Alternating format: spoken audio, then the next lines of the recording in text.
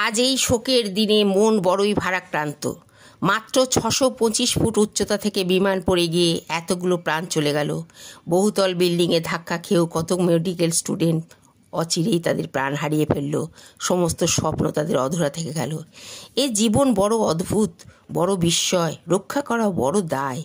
কি মুহূর্তে এসে যে দাঁড়ায় কখন কেউ জানে না।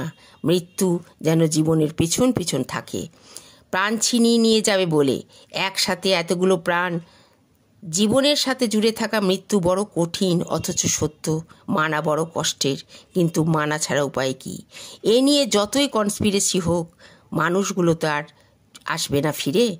আহমেদাবাদ থেকে লন্ডন যাওয়ার জন্যে যারা বিমানে ছিল তারা কি জানতো জীবনের আজই তাদের শেষ দিন? ভাবলে জীবনকে বিশ্বাস করতে আর ইচ্ছা করে না। তাই তো হে মৃত্যু, তোমার উপস্থিতি কখন জীবনকে কেড়ে নিয়ে যাওয়ার জন্যে কেউ তা আগে থেকে একটুও টের পায় না।